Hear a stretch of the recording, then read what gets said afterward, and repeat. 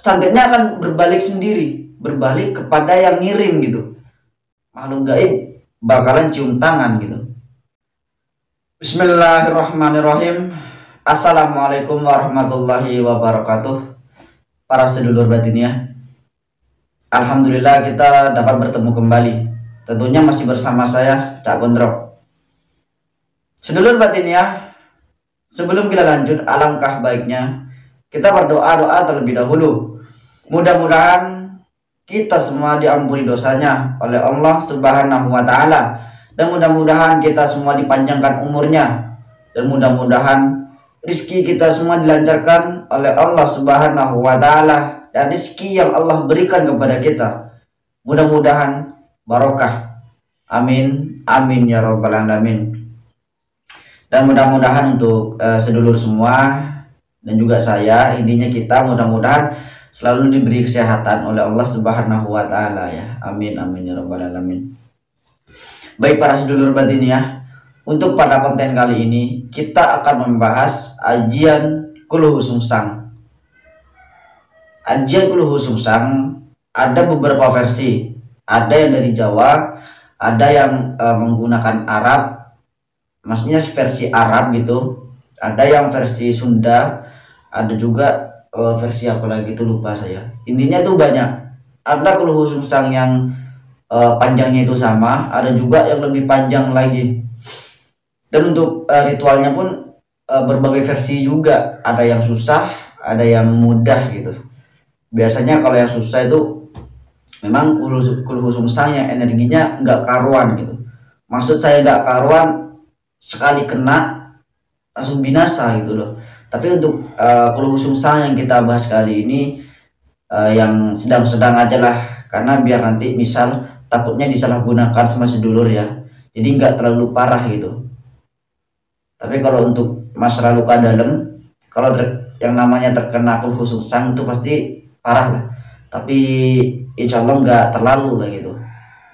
Jadi jika kita mengamalkan ajian Kuluhu Sungsang, maka misal kita diserang pakai gaib, misal ya, ada orang yang menyantet kita, nah itu santetnya akan berbalik sendiri, berbalik kepada yang ngirim gitu.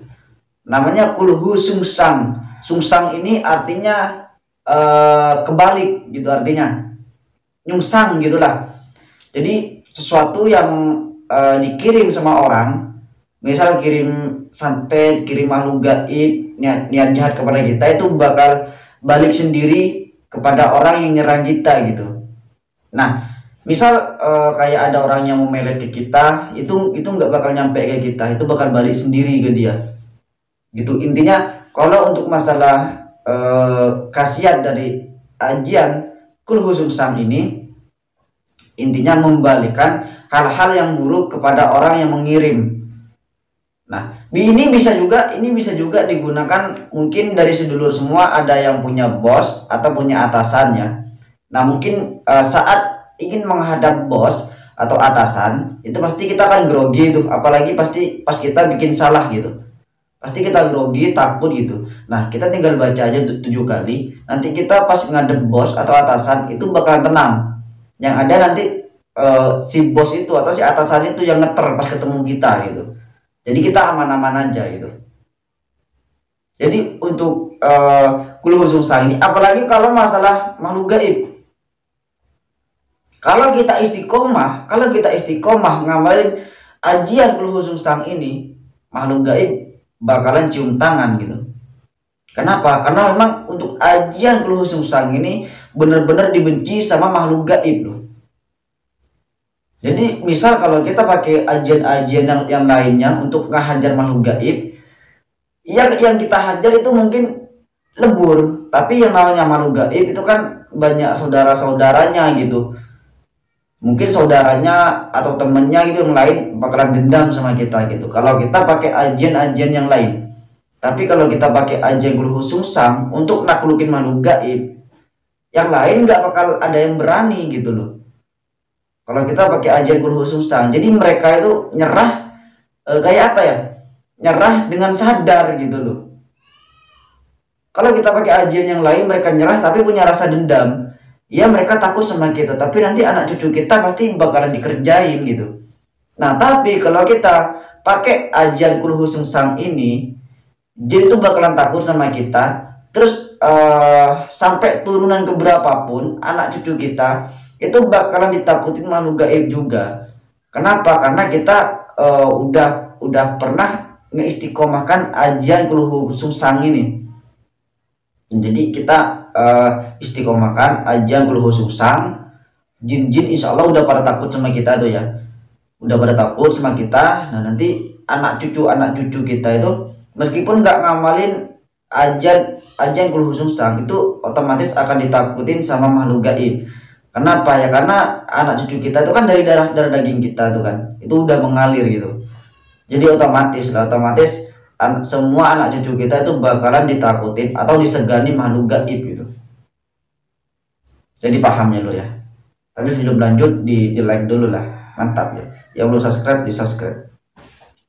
Oke, untuk ajian Kulhu Sungsang kali ini versi Jawa tapi tulisannya Arab, tapi asli Jawa.